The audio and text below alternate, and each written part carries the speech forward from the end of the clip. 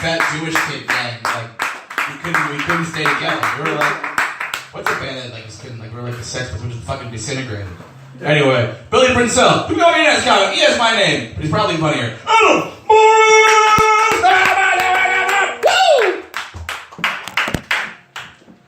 Adam Adam, thank you for your enthusiasm today. I really appreciate it. I actually read an interesting article this morning. Like, I'm a chef. I've worked at some really nice places. I've also worked at some dumps. And I've actually worked at 2 strip clubs. Really?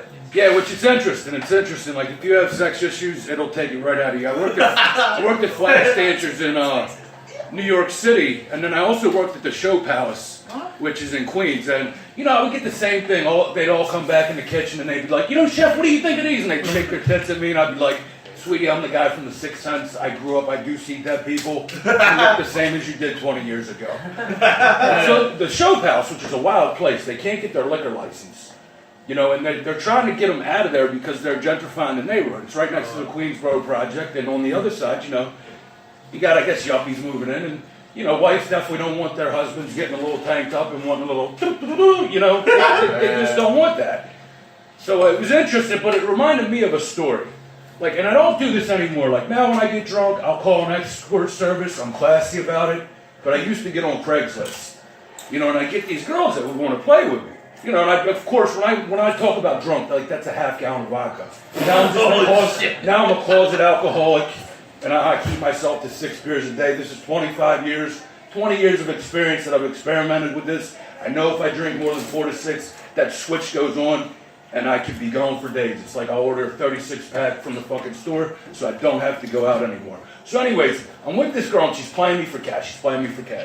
So I'm like, all right, I'm gonna get her back. I end up sniffing out on her like an 8-ball of Coke, and she's supposed to drive me to work the next morning, which is at the Show Palace, which is great. What is great about working at strip clubs is they'll pay you cash.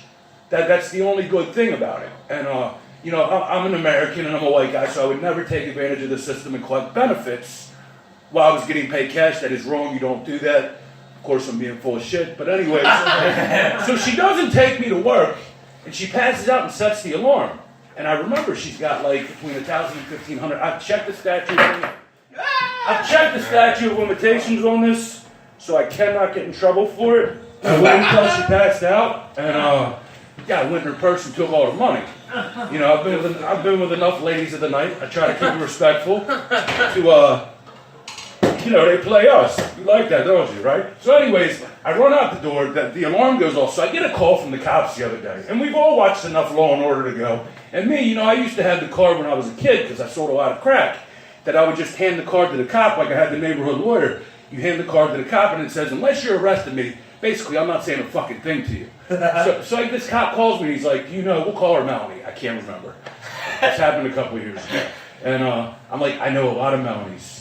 And, you know, he's going on, and I said, finally, my lawyer will call you. But, yeah, so again, you know, that's why I call escort service now. But when I know I'm drinking too much, you can pay with a credit card. It's New York, baby. It's great. But when I know I'm drinking too much is when I can't remember the number to the escort service. That's like forgetting my wife's number.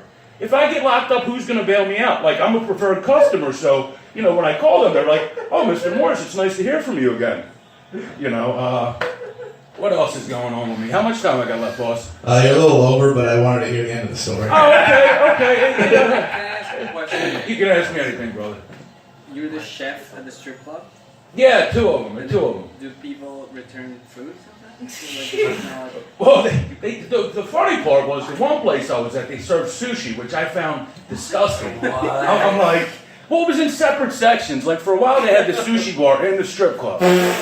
And then I'm not kidding. I wish I could make this shit up. This is why I'm having trouble telling jokes. My life is so fucked up that I'm just like, all right, just tell your story. Anyways, guys, happy holidays, whatever you celebrate. It's great to hear all of you. That's boring, man.